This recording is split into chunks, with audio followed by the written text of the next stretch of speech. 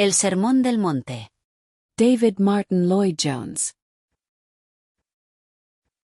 Capítulo 14. La sal de la tierra. Llegamos ahora a una nueva sección del Sermón del Monte. En los versículos 3 al 12 nuestro Señor y Salvador ha esbozado el carácter del cristiano. Aquí en el versículo 13 da un paso más y aplica su descripción. Una vez visto que es el cristiano, ahora pasamos a considerar cómo el cristiano debería manifestar lo que es. O, si quieren, habiendo caído en la cuenta de lo que somos, ahora debemos pasar a considerar qué debemos ser. El cristiano no es alguien que viva aislado. Está en el mundo, aunque no pertenece a él, y tiene relación con el mundo. En la Biblia siempre se encuentran las dos cosas juntas. Se le dice al cristiano que no debe ser del mundo ni en ideas ni en perspectiva, pero esto nunca significa que se aparte del mundo. Ese fue el error del monasticismo, el cual enseñaba que vivir la vida cristiana significaba, por necesidad, separarse de la sociedad y vivir una vida de contemplación. Pero esto lo niega constantemente la Escritura, sobre todo en este versículo que hemos comenzado a estudiar, donde nuestro Señor saca las conclusiones de lo que ha dicho antes. Noten que en el capítulo 2 de su primera carta, Pedro hace exactamente lo mismo. Dice, mas vosotros sois linaje escogido, real sacerdocio, nación santa, pueblo adquirido por Dios, para que anunciéis las virtudes de aquel que os llamó de las tinieblas a su luz admirable. En nuestro pasaje es exactamente lo mismo. Somos pobres en espíritu, misericordiosos, mansos, tenemos hambre y sed de justicia, a fin de que, en un sentido, podamos ser la sal de la tierra. Pasamos, pues, de la contemplación del carácter del cristiano a la consideración de la función y el propósito del cristiano en este mundo según la mente y propósito de Dios. En otras palabras, en estos versículos que siguen de inmediato, se nos explica en forma muy clara la relación del cristiano con el mundo en general. En cierto sentido podemos decir que esta cuestión de la función del cristiano en el mundo tal como es hoy es uno de los asuntos más apremiantes con los que se enfrenta tanto la Iglesia como cada uno de los cristianos en nuestro tiempo. Es, claro está, un tema muy vasto, y en muchos aspectos aparentemente difícil. Pero la Escritura trata del mismo con mucha claridad. En el versículo que estamos estudiando tenemos una exposición muy característica de la enseñanza bíblica típica respecto al mismo. Me parece que es importante debido a la situación del mundo. Como vimos al estudiar los versículos 11 y 12, para muchos de nosotros puede muy bien resultar el problema más difícil. Vimos ahí que es probable que suframos persecución, que, a medida que el pecado que hay en el mundo se extienda más, es probable que la persecución de la Iglesia se incremente. De hecho, como saben, hay muchos cristianos en el mundo de hoy que ya están pasando por ello. Sean cuales fueren, pues, las circunstancias en las que nos hallemos, nos conviene pensar en esto con mucho cuidado a fin de que sepamos orar adecuadamente por nuestros hermanos y ayudarles con consejos e instrucciones. Aparte del hecho de la persecución, sin embargo, este problema es apremiante, porque se nos plantea en este país en estos momentos. ¿Cuál ha de ser la relación del cristiano con la sociedad y con el mundo? Estamos en el mundo, no nos podemos aislar de él. Pero el problema vital es, ¿qué podemos hacer? ¿Qué estamos llamados a hacer como cristianos en una situación así? Sin duda que estamos frente a un problema esencial que debemos analizar. En este versículo tenemos la respuesta al mismo. Ante todo consideraremos lo que dice el texto acerca del mundo, y luego lo que dice acerca del cristiano en el mundo. Vosotros sois la sal de la tierra. Esto no solo describe al cristiano, describe indirectamente al mundo en el que se halla el cristiano. Equivale en este lugar a la humanidad en general, a los que no son cristianos. ¿Cuál, pues, es la actitud bíblica frente al mundo? No hay imprecisión ninguna en cuanto a la enseñanza bíblica a este respecto. Llegamos, de muchas maneras, al problema crucial del siglo XX, que es indudablemente uno de los periodos más interesantes que el mundo haya conocido. No dudo en afirmar que nunca ha habido un siglo que haya demostrado tan bien como el actual la verdad de la enseñanza bíblica. Es un siglo trágico, y lo es sobre todo porque la vida del mismo ha destruido por completo la filosofía preferida que había ideado. Como saben, nunca hubo un periodo del que se hubiera esperado tanto.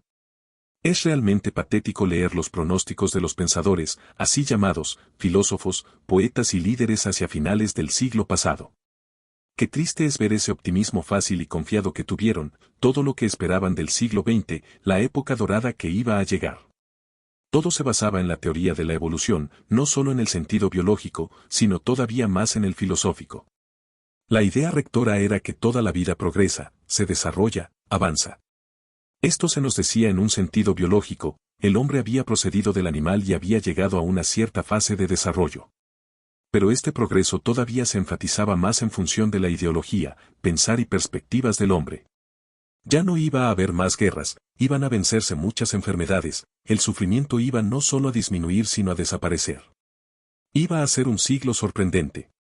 Se iban a resolver la mayor parte de los problemas, porque el hombre había por fin comenzado a pensar. Las masas, por medio de la educación, ya no iban a entregarse a la embriaguez y el vicio. Y como las naciones iban a aprender a pensar y a reunirse para hablar en vez de comenzar a pelear, todo el mundo iba a convertirse muy pronto en un paraíso. No estoy caricaturizando la situación, se creía todo esto con mucha confianza. Por medio de leyes parlamentarias y reuniones internacionales se iban a resolver todos los problemas, ahora que el hombre había comenzado por fin a emplear la cabeza. No muchos de los que viven en el mundo de hoy, sin embargo, creen esto. Alguna que otra vez todavía aparece algún elemento de esta enseñanza, pero ya no es algo acerca de lo que haga falta discutir. Recuerdo hace muchos años cuando empezaba a predicar, que decía esto mismo en público, y a menudo me tenían por una persona rara, por pesimista, por alguien que seguía una teología pasada de moda. Porque el optimismo liberal prevalecía en ese entonces, a pesar de la Primera Guerra Mundial. Pero ya no es así. Se ha reconocido la falacia de ese modo de pensar, y sin cesar aparecen libros que atacan toda esa idea confiada del progreso inevitable. Ahora bien, la Biblia siempre ha enseñado esto, y nuestro Señor lo dice a la perfección cuando afirma, vosotros sois la sal de la tierra. ¿Qué implica esto? Implica con claridad la corrupción de la tierra, implica una tendencia a la contaminación y a convertirse en fétido y molesto. Esto dice la Biblia acerca del mundo. Es un mundo caído, pecaminoso y malo. Tiende al mal y a las guerras. Es como la carne que tiene tendencia a descomponerse. Es como algo que solo se puede conservar en buen estado con la ayuda de algún preservativo o antiséptico.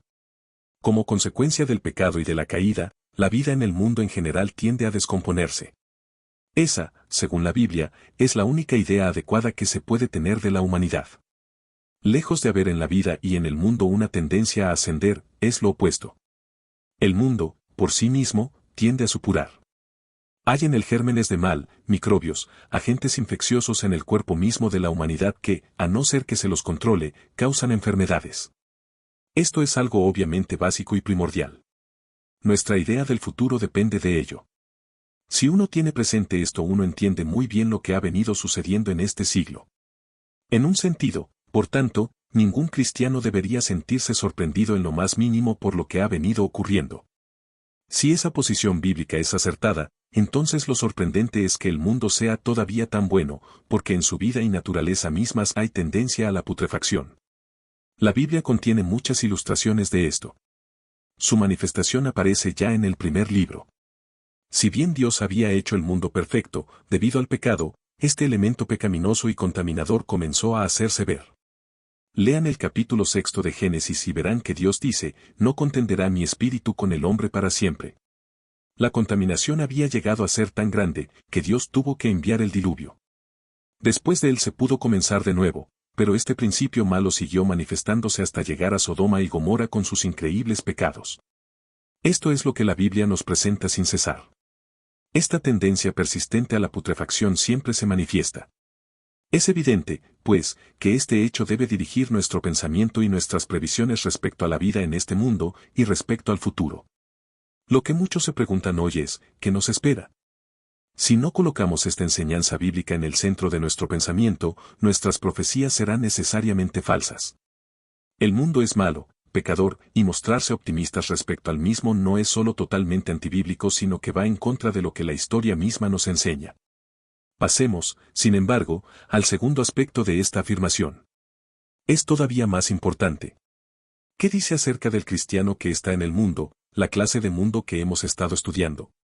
Le dice que ha de ser como sal, vosotros, solo vosotros, porque esto exige el texto, sois la sal de la tierra. ¿Qué nos dice esto? Lo primero es lo que se nos ha recordado al estudiar las bienaventuranzas. Somos distintos del mundo. No hace falta insistir en esto, es perfectamente obvio. La sal es esencialmente diferente de aquello en lo cual se coloca y en un sentido ejercita todas sus cualidades siendo diferente. ¿Cómo lo dice nuestro Señor? Si la sal se desvaneciere, ¿con qué será salada? No sirve más para nada, sino para ser echada fuera y hollada por los hombres. La característica misma de la condición de sal indica una diferencia, porque un poquito de sal se deja notar de inmediato incluso en una masa abundante. A no ser que tengamos una idea clara en cuanto a esto, no habremos podido ni siquiera comenzar a pensar acertadamente acerca de la vida cristiana. El cristiano es diferente de los demás. Es tan diferente como lo es la sal de la carne en la que se pone. Esta diferencia externa todavía hay que enfatizarla y subrayarla. El cristiano no solo ha de ser diferente, ha de gloriarse de esta diferencia. Ha de ser tan diferente de los demás como el Señor Jesucristo lo fue del mundo en el que vivió. El cristiano es una clase distinta, única, notable de persona, ha de haber en él algo que lo distinga y que se reconozca obvia y claramente. Que cada uno, pues, se examine. Pero prosigamos a considerar más directamente la función del cristiano. En esto el problema se vuelve un poco más difícil y a menudo discutible. Me parece que lo primero que nuestro Señor subraya es que una de las funciones principales del cristiano respecto a la sociedad es negativa. ¿Cuál es la función de la sal? Algunos dirían que es dar salud, que da vida y salud.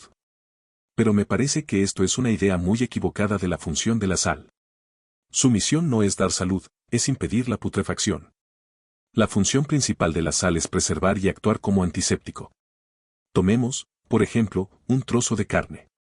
Hay ciertos gérmenes en su superficie, quizás ya han penetrado en la misma, tomados del animal mismo, o de la atmósfera, y corre el peligro de que se pudra. La función de la sal con la que se frota la carne es preservarla contra estos agentes que tienden a pudrirla. La función principal de la sal, por tanto, es negativa y no positiva. Este postulado es fundamental. No es la única función del cristiano en el mundo, porque, como veremos luego, también hemos de ser la luz del mundo, pero en primer lugar este ha de ser nuestro efecto como cristianos. Me pregunto cuántas veces pensamos en nosotros de esta forma, como agentes del mundo con la función de prevenir este proceso concreto de putrefacción y descomposición. Otra función subsidiaria de la sal es dar sabor o impedir que los alimentos sean insípidos. Esta es sin duda otra función de la sal, si adecuada o no, no me corresponde a mí discutirlo, y es muy interesante observarla.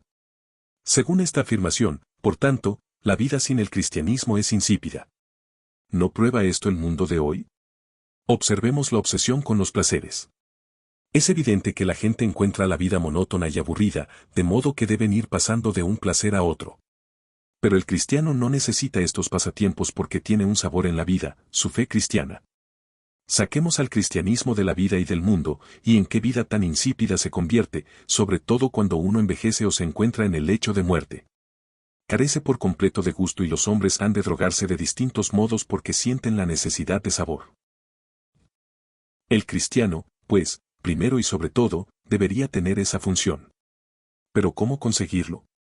Aquí encontramos la respuesta.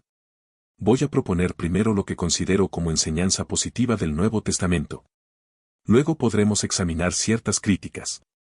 En este caso, creo que la distinción vital es entre la Iglesia como tal y el cristiano individual. Algunos dicen que los cristianos deberían actuar como sal de la tierra por medio de pronunciamientos de la Iglesia en cuanto a la situación general del mundo respecto a problemas políticos, económicos e internacionales. Y otros semejantes. Dicen que el cristiano funciona como sal de la tierra en esta forma general, por medio de estos comentarios acerca de la situación del mundo. Ahora bien, según mi criterio, esta es una interpretación errónea de la enseñanza bíblica. Desafiaría a cualquiera a que me muestre esta enseñanza en el Nuevo Testamento. Dicen, si se encuentra en los profetas del Antiguo Testamento. Sí, pero la respuesta es que en el Antiguo Testamento la Iglesia era la nación de Israel y no había distinción entre Iglesia y Estado. Los profetas tenían por tanto que dirigirse a la nación toda y hablar acerca de su vida toda. Pero la Iglesia en el Nuevo Testamento no está identificada con ninguna nación ni naciones. La consecuencia es que nunca se encuentra al apóstol Pablo o a ningún otro apóstol que haga comentarios acerca del gobierno del Imperio Romano. Nunca los encontramos enviando resoluciones a la corte imperial para que se hiciera esto o aquello. No, nunca se encuentra esto en la Iglesia tal como aparece en el Nuevo Testamento.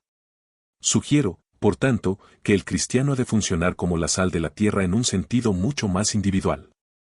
Lo hace con su vida y conducta individual, siendo lo que es en todos los ámbitos en los que se encuentre. Por ejemplo, un grupo de personas quizá están hablando de una forma indigna. De repente un cristiano entra a formar parte del grupo y de inmediato su presencia produce efecto. No dice ni una palabra, pero los demás empiezan a cambiar de forma de hablar. Está actuando ya como sal, ya está controlando la tendencia a la putrefacción y descomposición. Con solo ser cristiano, debido a su vida y conducta general, está ya controlando ese mal que se estaba manifestando, como lo hace en todos los ámbitos y situaciones. Lo puede hacer, no solo en su condición privada en su casa, en el taller u oficina, o donde quiera que se encuentre, sino también como ciudadano en el país en el que vive. Ahí se vuelve importante la distinción, porque en esta materia tendemos a irnos de un error a otro. Algunos dicen, sí, tiene toda la razón, no le corresponde a la Iglesia como tal intervenir en asuntos políticos, económicos o sociales. Lo que digo es que el cristiano no tendría que ocuparse para nada de estos asuntos, el cristiano no se debe inscribir para votar, no tiene por qué intervenir en el control de negocios y de la sociedad. Esto, según creo, es igualmente falaz, porque el cristiano como individuo, como ciudadano de un Estado, ha de preocuparse por estas cosas. Piensen en grandes hombres, como el Lord Shaftesbury y otros, quienes, como cristianos y ciudadanos, trabajaron tanto en relación con la legislación que mejoró las condiciones de trabajo en las fábricas. Piensen en William Wilberforce y en todo lo que hizo respecto a la abolición de la esclavitud. Como cristianos somos ciudadanos de un país y tenemos responsabilidad en cuanto tales, y por ello debemos actuar como sal indirectamente en muchos aspectos. Pero esto es muy diferente de que la Iglesia lo haga. Alguien podría preguntar, ¿por qué hace esta distinción? Quiero contestar esta pregunta. La misión primaria de la Iglesia es evangelizar y predicar el Evangelio. Pensemos en esto. Si la Iglesia cristiana de hoy pasará la mayor parte del tiempo acusando al comunismo, me parece que la consecuencia principal sería que los comunistas probablemente no escucharían la predicación del Evangelio. Si la Iglesia siempre acusa a una parte de la sociedad, se está cerrando la puerta de la evangelización de esa parte.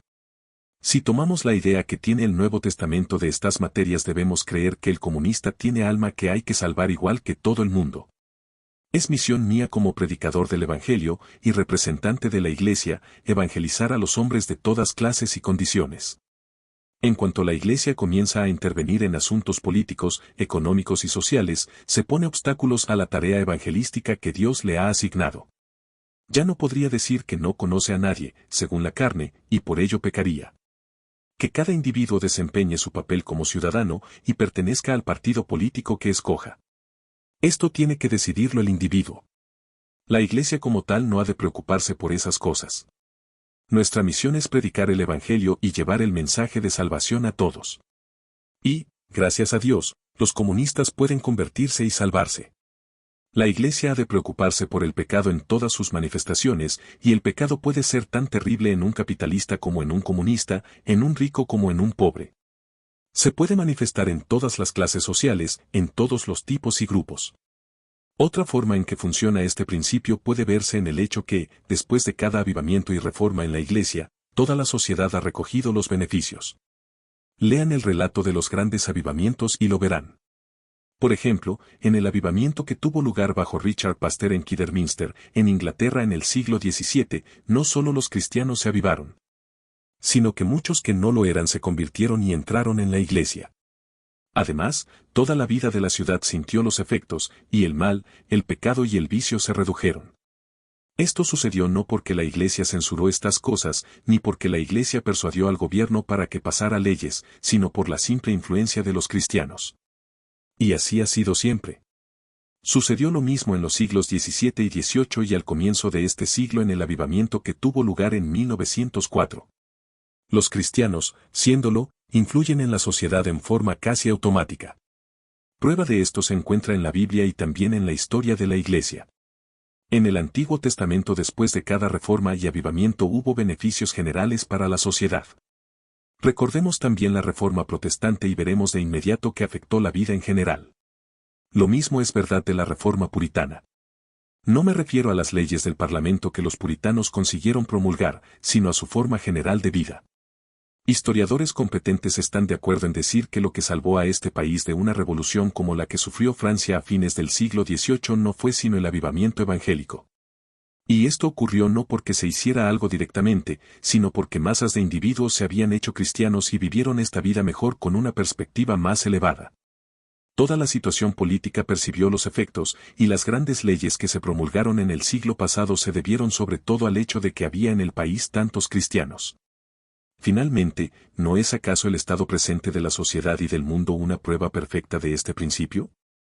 Creo que es cierto que en los últimos 50 años la Iglesia cristiana ha prestado más atención directa a asuntos políticos, económicos y sociales que en los 100 años anteriores. Todos hemos oído hablar del significado social del cristianismo.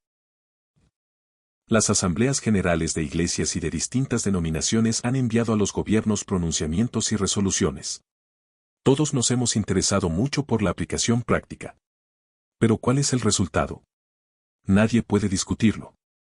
El resultado es que estamos viviendo en una sociedad que es mucho más inmoral que hace 50 años, en la que cada día van en aumento el vicio y la violación de la ley.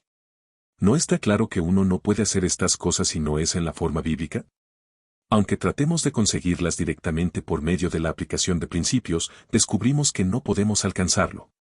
El problema principal es que hay muy pocos cristianos, y que los que lo somos no somos suficientemente sal.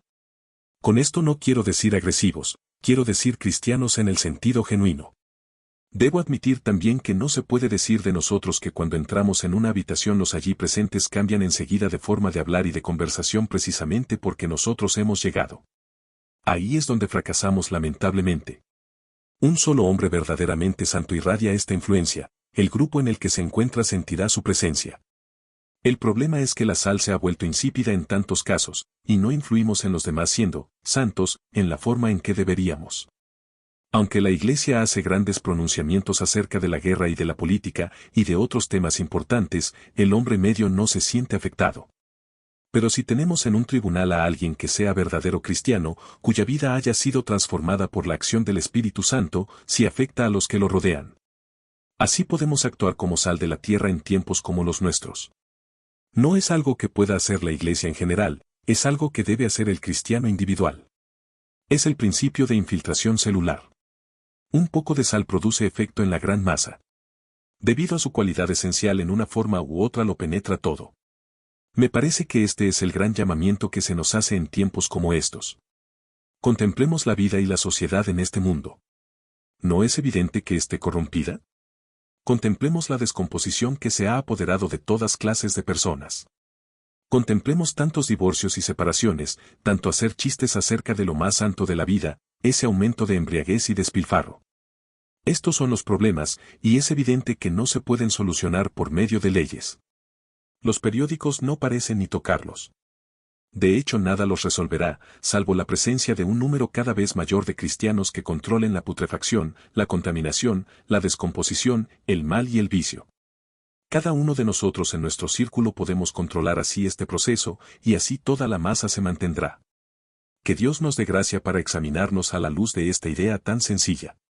La gran esperanza de la sociedad de hoy está en un número cada vez mayor de cristianos. Que la Iglesia de Dios se dedique a eso y no a gastar energías y tiempo en asuntos que no le corresponden. Que cada cristiano se asegure de que posee esta cualidad esencial de ser sal, de que por ser lo que es, constituye un control o antiséptico en la sociedad, impidiéndole que se corrompa, que vuelva, quizá, a una época de tinieblas. Antes del avivamiento metodista, la vida en Londres, como se puede ver en los libros que se escribieron en ese entonces y después, era casi increíble con tanta embriaguez, vicios e inmoralidades. ¿No corremos el peligro de volver a eso? ¿Acaso nuestra generación no está descendiendo de una manera visible? Somos ustedes y yo, y otros como nosotros, cristianos, los únicos que podemos impedirlo. Que Dios nos dé la gracia de hacerlo. Suscita en nosotros el don, Señor, y haznos tales que seamos realmente como el Hijo de Dios e influyamos en todos los que entren en contacto con nosotros.